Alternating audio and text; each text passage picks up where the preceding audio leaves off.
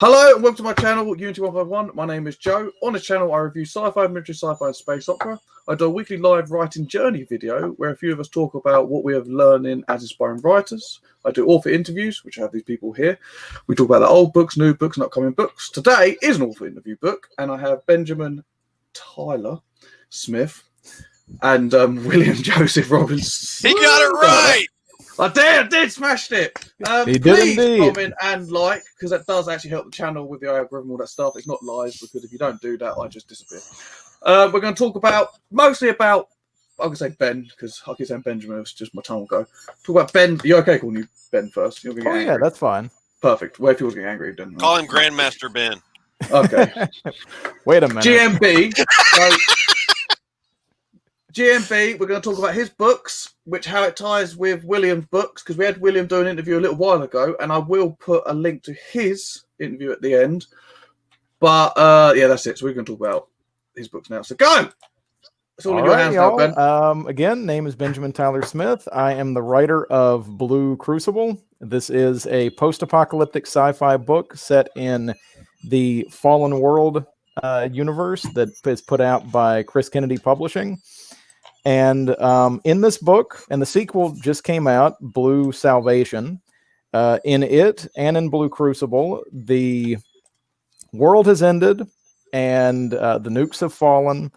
Columbia, Missouri has somehow been spared from a direct hit, but the electromagnetic pulse of the nuclear weapons going off everywhere has fried electronics, disabled most vehicles, and the two mega corporations responsible for the nukes dropping are currently shooting it out inside the city in order to take over one of the last civilized places on Earth.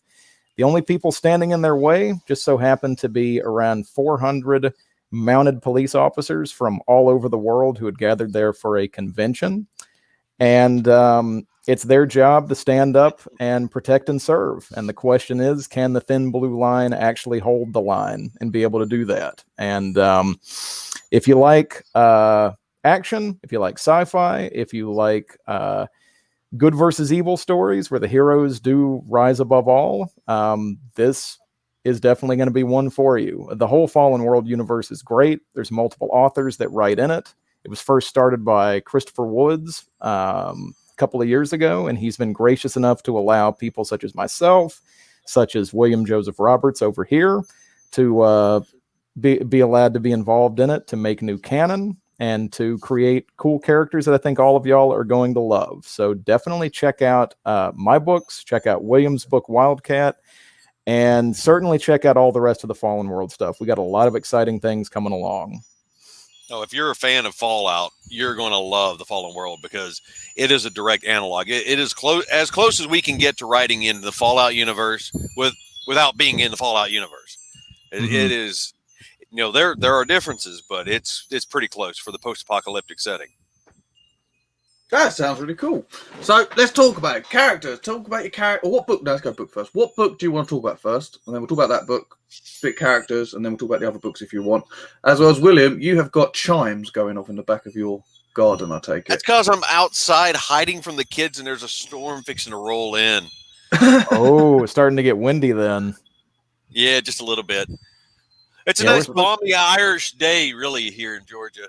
I mean... Yeah, it's raining here. It's grey. You wouldn't believe it's nice and bright in here, but outside it's death. It's supposed to start raining here at some point too, so we will see. Now I have bled on both of Ben's Fallen World books, and I held no punches, and I bled all over it. But what he already had before I even got to it was just amazing.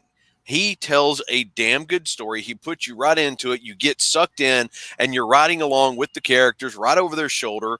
The opening scene for Blue Crucible, where, oh yeah, I guess I can give that away, can I?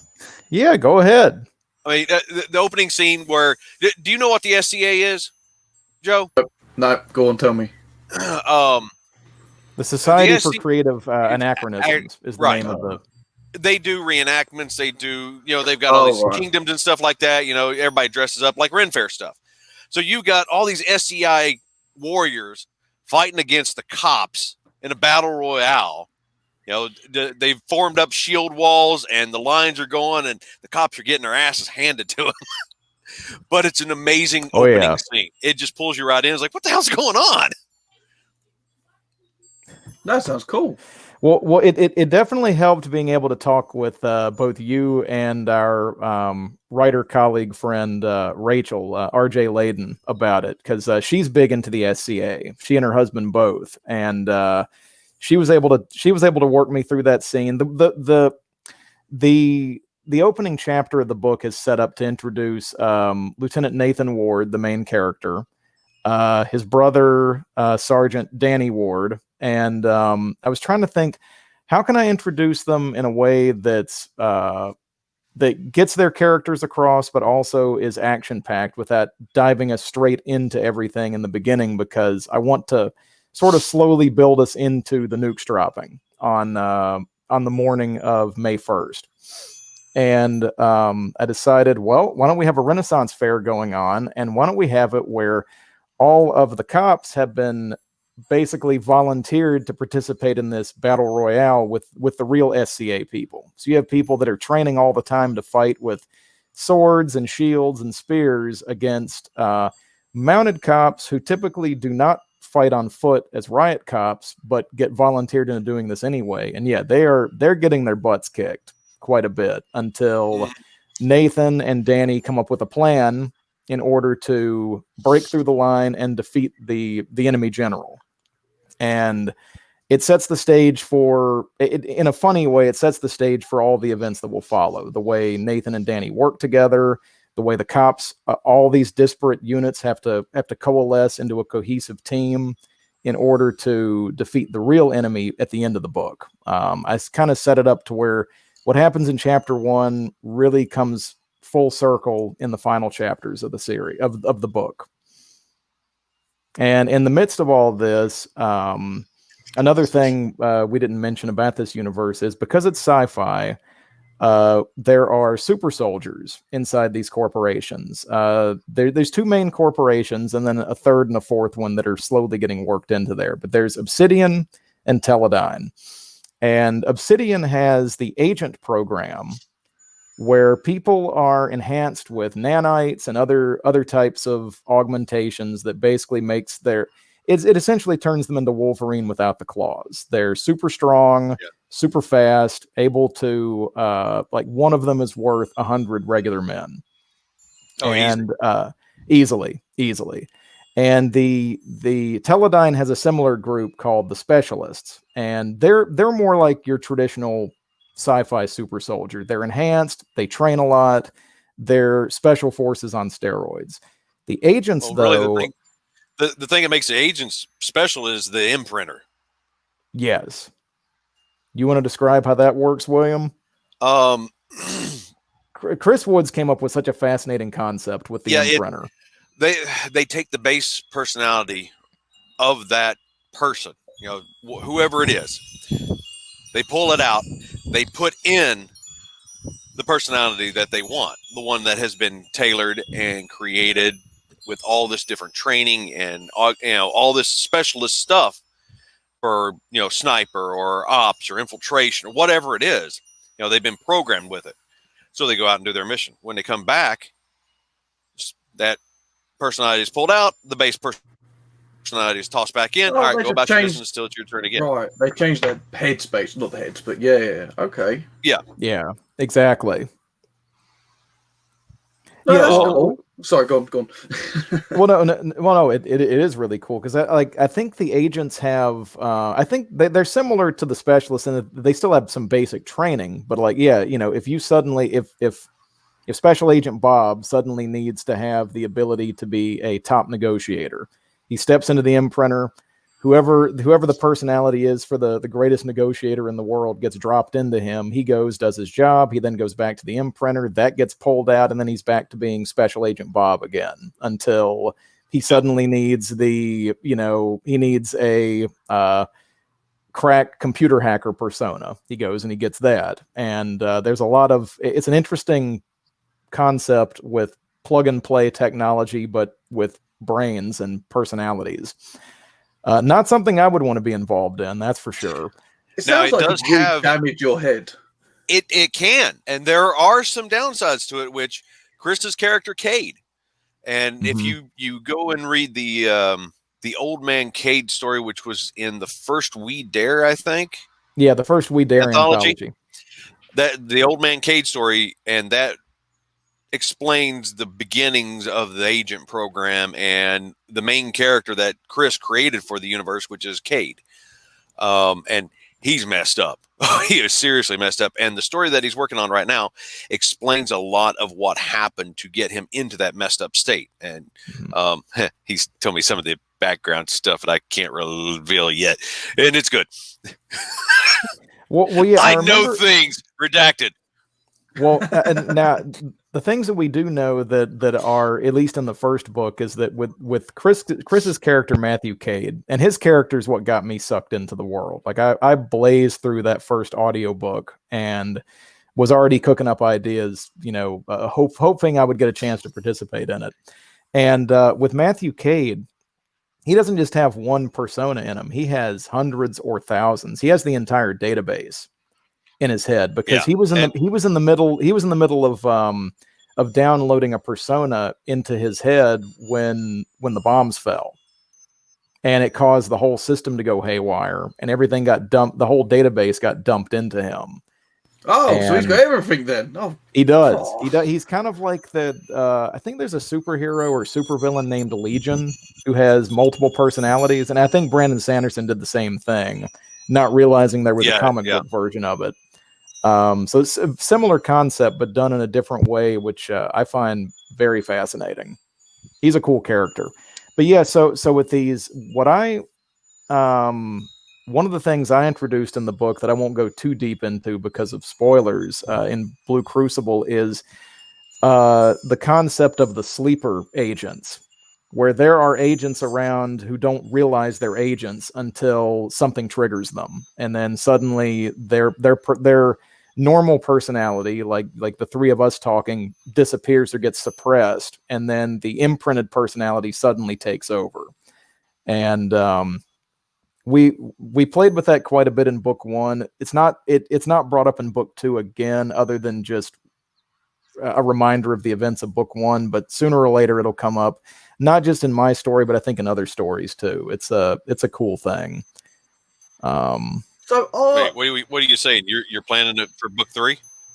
Well, yeah, definitely. I mean, we have Blue Crucible, we have Blue Salvation. You have to have baptism after salvation. So why not? There we go. Right, I've got a question. So say it's me, and then I'm myself, and then I get imprinted with whatever I get imprinted. Is it still me consciously me, but I can do these things, or is it a different person takes over my head? If you understand what I mean. A different person takes over. Different person, from my understanding. Okay. Yep. Okay. Yep. Because you're a meat. Yeah, because Chris Kennedy brings it up in book 2 of the Fallen World universe. Don't Call Me Ishmael. Call Me Ishmael. Yeah. That book opens up. Yeah, Don't Call Me Ishmael. That book opens up with the main character waking up inside an imprinter. Like the bombs have fallen. He wakes up inside an imprinter, has no idea who he is, has no idea what he is. And throughout the course of the story, he slowly starts to find out who he is. And yes, he is an agent, and he's an agent who doesn't have a personality plugged into him. If I remember right, is how that works. He has base knowledge. It's like muscle memory. He's got all this muscle memory that he doesn't understand where it comes from because he can't remember. Yep. And he has no memories or anything other than waking up. Yep.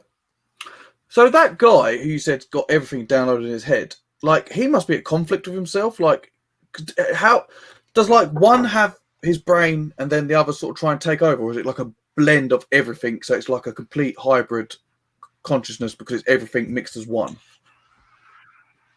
At one point, yes, he had to. Mm-hmm. Cade had to fight for control. Right. And at times he lets different personalities come up. Like what was it? The Bastion, the short story you did that Chris did for Give Me LibertyCon anthology. I actually got redshirted in that. Oh yeah, you did. Yeah, they dropped a building on top of me and Johnny Minion. But I so want to die in a book. It'd be so cool. He lets. We can make that happen.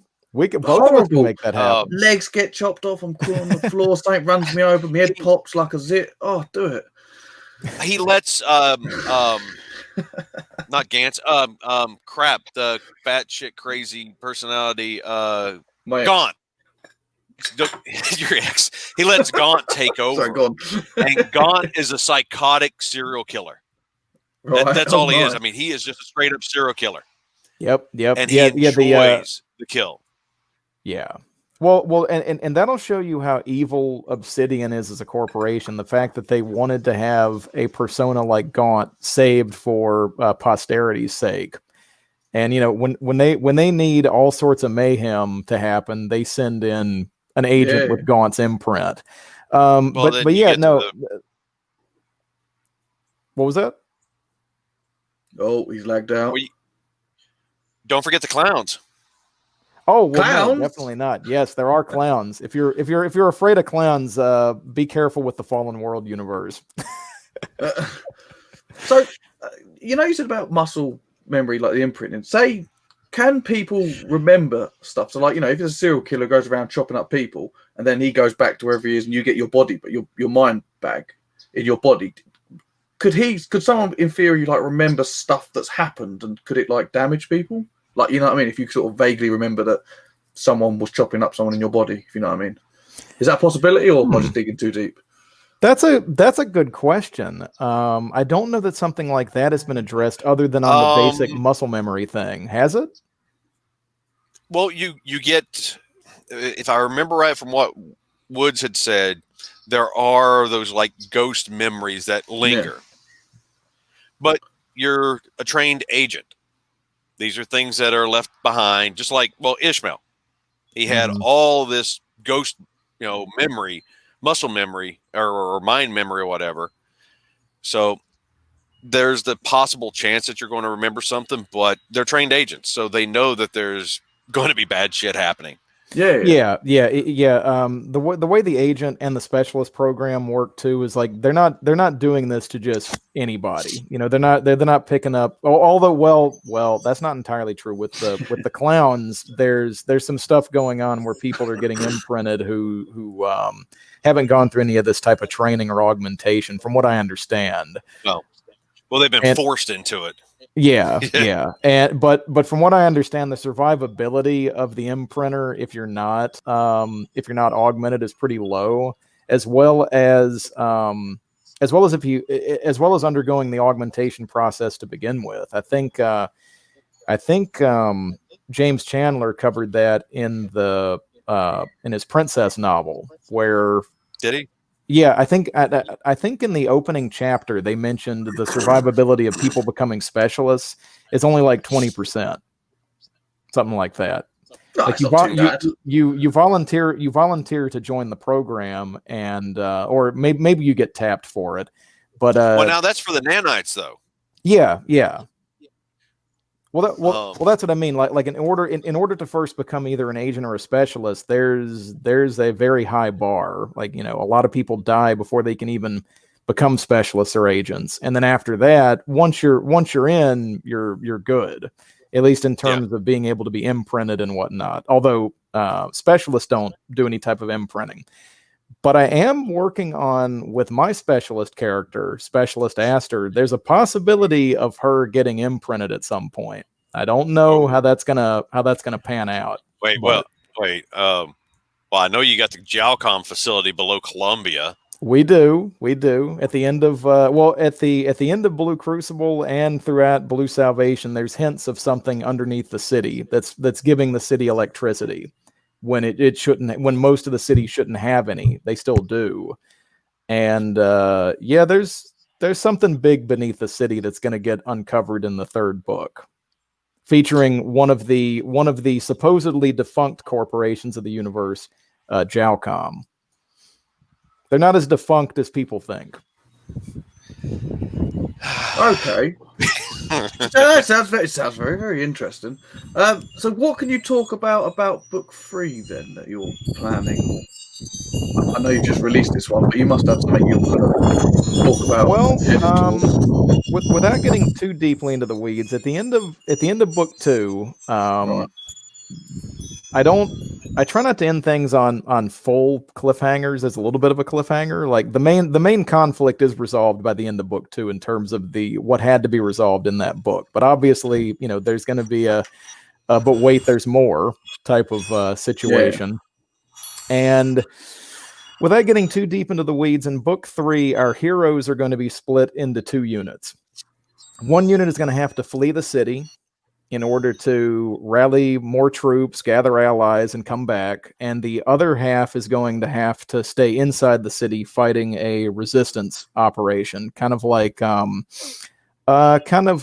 in the Warsaw Uprising in World War II, when the Germans had taken over and the Polish partisans started to fight back while waiting for relief, they hoped, although it didn't turn out quite that way, from Soviet communist forces. Yes. Like that did not turn out as well as the Polish hoped it would. But in this case, it'll work out a little bit better than that, because we're going to have good guys on both sides coming back in to try to meet up. So there's going to be a lot of street to street fighting in the 3rd book, because the bad guys. Book 2 is going to end kind of like Empire Strikes Back ends. The bad guys have just struck a decisive blow. The heroes are reeling, but we will see if they ultimately prevail. I tend to like to write good guy stories, but the question is more how much pain are they going to have to suffer on the road to victory? Or victory comes at a very high cost. Exactly. So, yeah, that's what you want. You don't want like nice shiny finishes and like the heroes all make it. No, 5 heroes, 1 make it, and the one who does make it's lost his legs. He still made it. His mates didn't, but there's an anime I'm currently watching called Recreators, where, again, not to get too deep into the weeds, the several fantasy and sci-fi universes, like the people are writing inside this universe, are all colliding. So in modern Japan, you have these portals opening, and you have characters from I'll just make I'll just like from a high fantasy series have arrived. Characters from a high tech mech anime have appeared, and they're all fighting it out inside the city. And some of these people, the heroes of these different stories that are coming from worlds that are basically hell on earth, are meeting the people that created their universes. And they're like, why are you making us suffer so much? What, yeah. like what I do? Yeah. It's like you're my creator. Why did you make my world such a hell? And well, I mean, ultimately, readers and viewers want conflict. They want their character. Again, ultimately, you want the good guy to win, but you want him to have to crawl over a field of broken molten glass to get to it. Yeah, because it makes it feel like they've actually worked for it, and it's an exactly. It's all about the that transformative journey. Hey, I agree. Ben, remind me later to tell you what just popped in my head, because I think I figured out our big bad for our co-author one. Oh, sweet. Oh, for Copperhead Road. Yes, because I think I just figured out our bad for that one. Evil Mind Squirrels just decided to take a tangent. Well, I appreciate you working my main villain, Director Lloyd, into yours.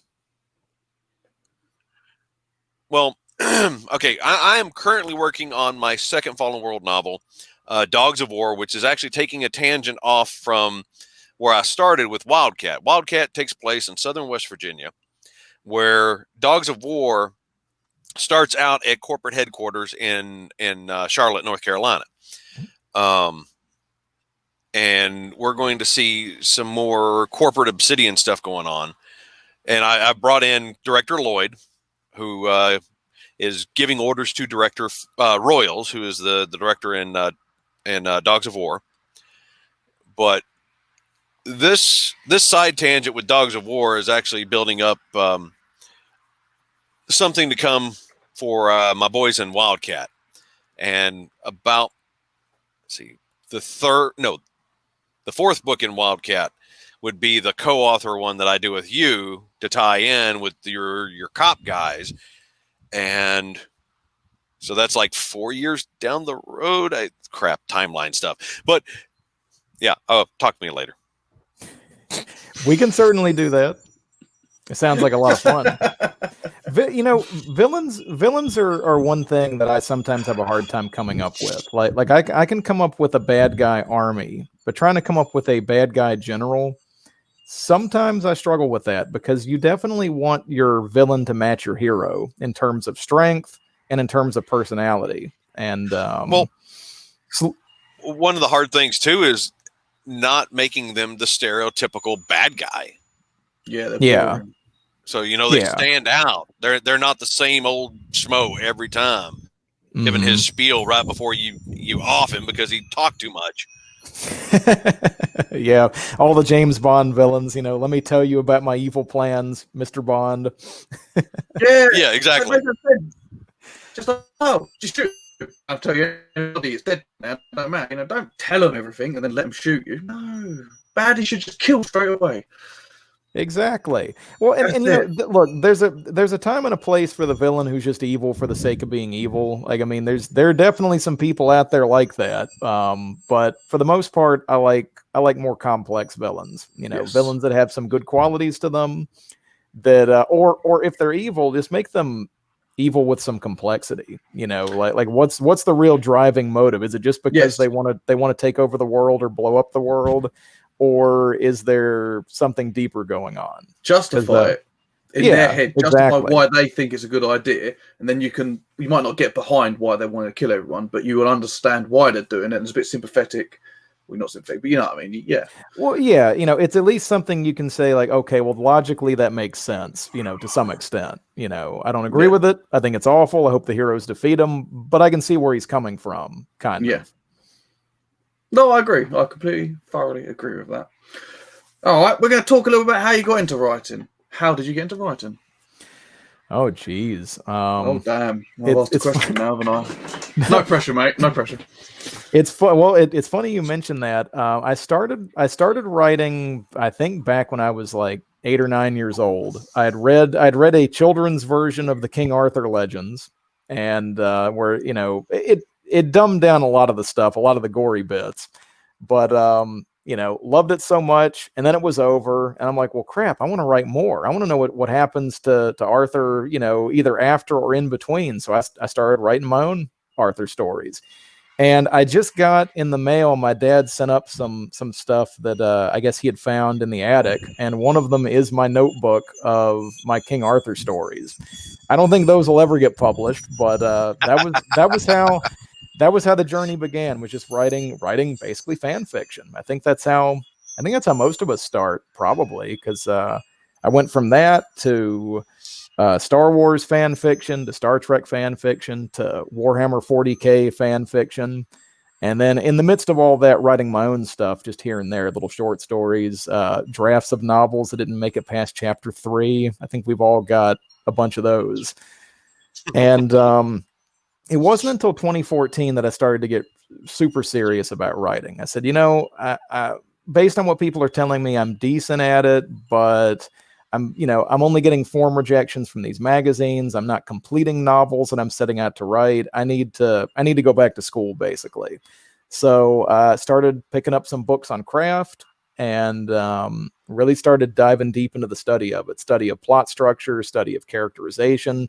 I've always been decent at dialogue, but I wanted to learn more about how that works as well, like comedic timing, pacing.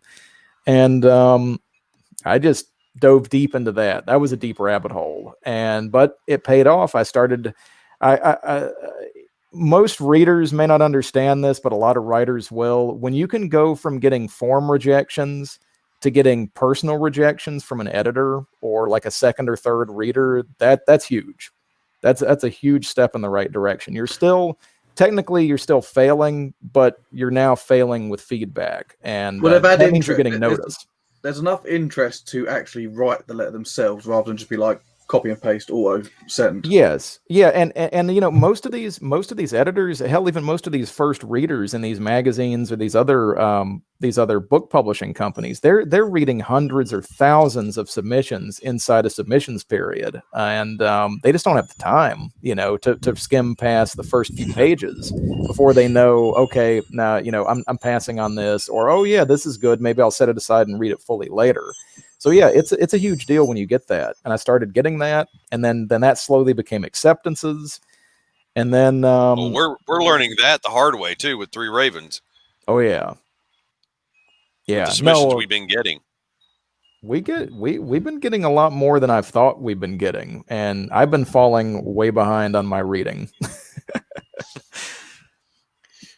So yeah, my hat is definitely off to the people that have to you know, do those types of duties for a living all the time. That's a lot of pressure, and it's cool when you start getting notice from them, definitely. But my first big break was with the Fallen World, not the Fallen World, well, that for the novels definitely, but what got me noticed by Chris Woods and Chris Kennedy was my short story in the Four Horsemen universe that it came out. What was that? 2 years ago, I think at this point.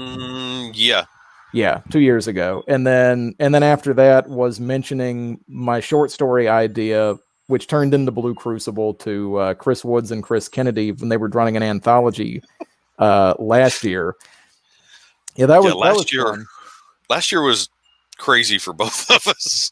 It was. You and I both had a lot of big breaks last year. Yeah. Well, we're both going to be in The Last Brigade with Bill Webb. Yep, that's right. Another post-apocalyptic. We just turned those in last month.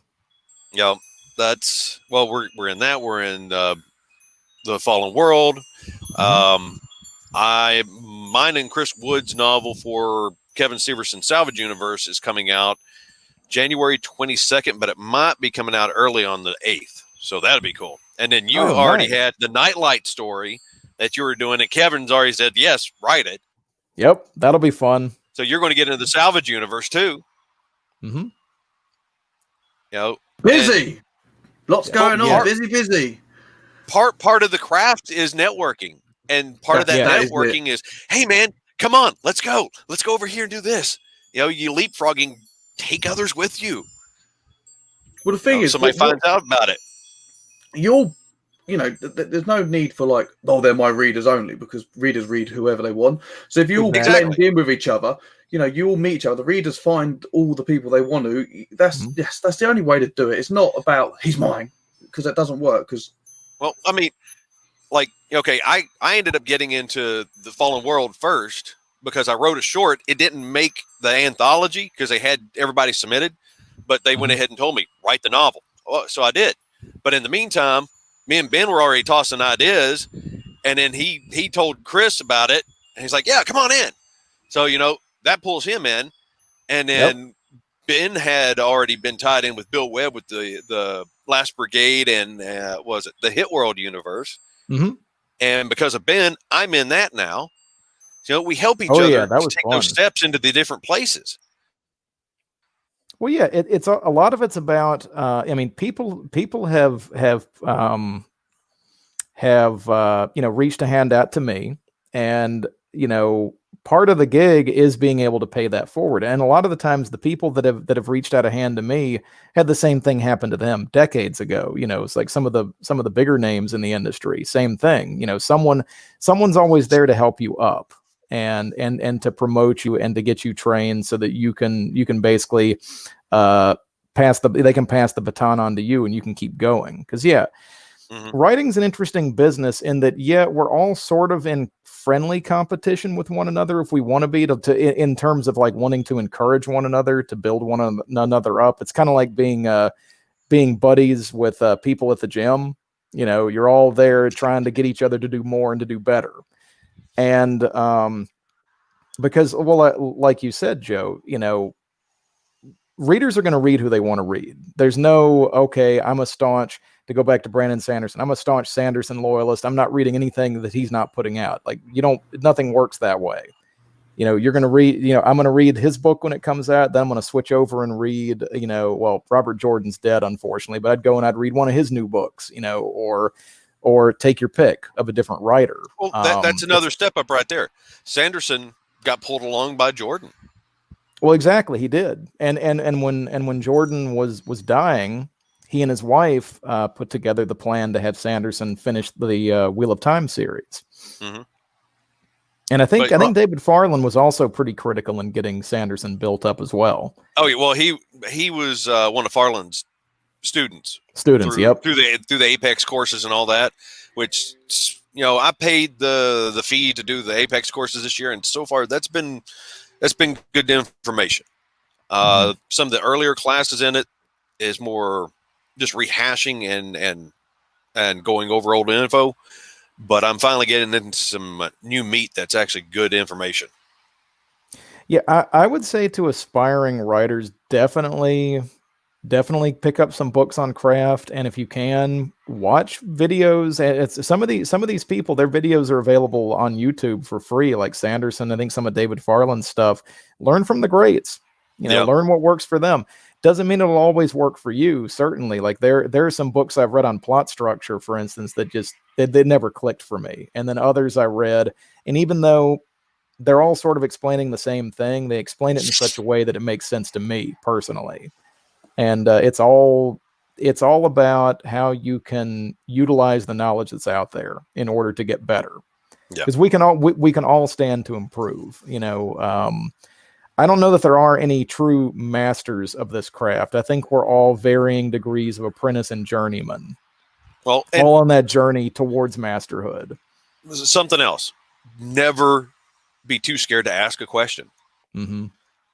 I mean, I've gotten to the point now. I don't care. I just ask people stuff, and well, that's kind of turned out good for us for Three Ravens here recently. But no, don't be afraid to reach out and ask somebody. If you have a favorite author, contact them.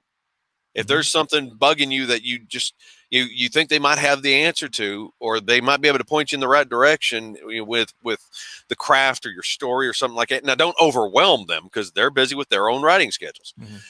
But reach out to them and start a dialogue. Yep. I mean, just treating them like regular people, and they'll have conversations with them, with you. And I talked to Dave Butler and Margaret Weiss and a couple others regularly now. And, granted it's on Twitter and stuff, but it's still, or Twitter or Facebook or whatever, but it's still pretty cool. Oh, it definitely is. And it's definitely something, as writers, it's nice to have that interaction either with other writers or with readers.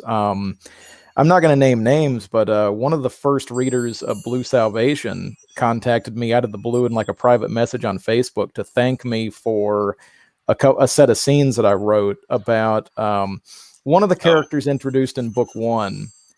At the beginning of book, he gets put through the ringer, and a subplot of book two is him spiraling deeper and deeper into depression and PTSD until there's a suicide attempt.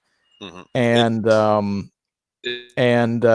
had a first reader reach out to me to thank me for how I handled that, because he was there in that same position at one point in his life, and it brought home all those feelings, but in a good way, because it reminded him of how far he's come in surviving that, and that meant a lot to me. That meant a lot to me. I was not expecting to get messaged out of the blue like that.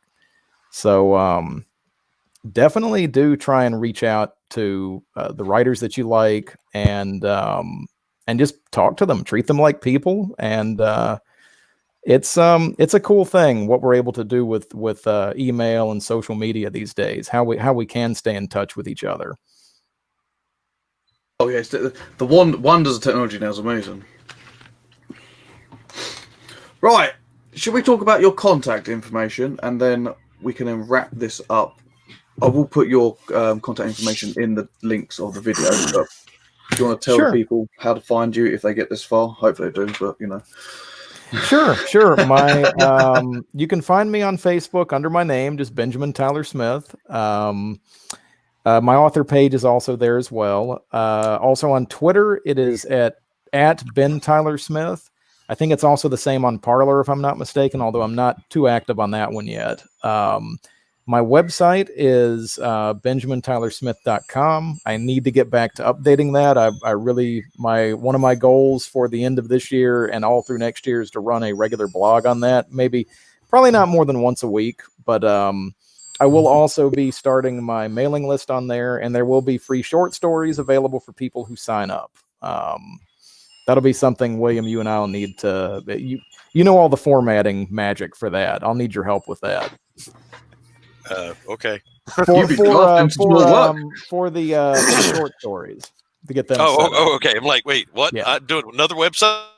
I'm busy. No. The website's set up. I just need to get these short stories put into tablet reading format. Okay. That's easy enough. Don't worry, Willem. It's going to be high labor. That's it. Basically, free. That's it. That's all. I'm already doing a lot of stuff, man. It's fine. He is. William, your contact information. Again, it will be in the description, but just, Okay. You can find me pretty much on any social media page just about at this point. The easiest way, look up, yes. Look up WilliamJosephRoberts.com. Or look us up over at threeravenspublishing.com. That is mine, Ben's, and RJ Layden's publishing house, which started out as our own little personal publishing thing for those labors of love, but we're helping other people take that next step up too. Get them out there, get their work out to be seen, because there's great stories regardless of whether the big four want it or not. Yes. No, I agree. Lovely. Are you all happy? Wait. Something Fallen World. Okay. So go on then. So all right. This is my shameless horror plug. I'm joking. I got 3. Okay. This is my shameless horror plug. See, now I got this buddy who served with me in Okinawa when I was in the Air Force, and he's got this little company that helps out veterans. Part of their income goes to 3 different charities for vets with PTSDs and things like that, which is an amazing thing. But I have hooked up with him, and he's actually become an official sponsor for my webpage and all this and that. So if you go to PlutonOutdoorWorld.com, see, look, I even got a shirt. It's pretty, but he set me up with WJ Roberts as my discount code, and anything through the end of the year, dogs go away, that come through that one will automatically be donated to the charity. So anything that I should be getting, he's putting straight over to there. But one of the best parts of it is he's sending me stuff from his outdoor gear, which one of the things I happened to see on there was a taser, and he's graciously agreed to send it to me because I got this dude that for $20, dude's going to let me hit him with the taser, and we're going to record it, and we're going to test it based and anything that he sends me for science. It's for go science over and review. It's always for science. Anything that we go dogs, anything we test with that he sends me and review for him, I'm going to test it on the basis of what characters I'm writing at that time. So with the Fallen World, if it's a knife or it's a hatchet, okay, based on a post-apocalyptic setting, I'm going to test it in that scenario. Well, the taser, I'm just going to hit dude with it, and we're going to get a report of how well he flops around and all that kind of stuff. I'll make a video. Don't worry. It's going to be fun. But that's going to be fun. Y'all can ride the lightning together. Good. But absolutely, if you go to PlutonOutdoorWorld.com, use WJ Roberts as a code, you get a discount. There's like free shipping or something like that. I don't know if the holiday one was going, so it was ho, ho, ho, and there's like extra discounts or something like that. So try it out and get some cool stuff and help out some veterans. I'll stick all this in the description as well. My father got hit with a taser once on the police force. He in order to qualify to carry a taser, you have to get hit with one. Yeah, don't play with a taser. No. Well, he wasn't ever planning on carrying one, but since many in his squad were, and he was the sergeant, he says, I can't not do it and look like a wimp in front of the men. So they you could either get jabbed with it or you could get shot with it. He said, no, I'm going to get shot with it. You know, I want the full treatment. And they told him, okay, well, we're going to shoot you on the count of 3. 1, bam. Well, now I can't say what the difference is between an actual taser versus a stun gun, because I had played with a stun gun that my uncle had in his truck at one time when I was younger, and I know from experience it hurts. Don't do it. This other $20 is going to get me to hit dude, so it's okay. It's all experience, man. It's all experience. Make sure you tag me in the video when you upload it. I want to see. Oh, absolutely. Yeah. It's good. We need to make this thing go viral. We need to have him get tased and collapse onto a pile of our books. Yeah. Well, I'd have to get books first, and I haven't done that yet because I've been lazy about it. Dog, go away. I'm being attacked. Perfect. Well, guys, thank you for coming on. Benjamin, thank you. Thank you for having me. Thank you, William, for coming back again. Much obliged. Thank you. We will do this again sooner rather than later, no doubt. William, you're going to be around forever because we're doing another one, hopefully with Holmes, if he talks to us. Okay. Right. Well, on that note, we're going to go. Goodbye. Thank you, people who watched this far. If not, then they wouldn't know anyway. Right. Check out Fallen World. Yes, definitely. Yeah. Perfect. Bye.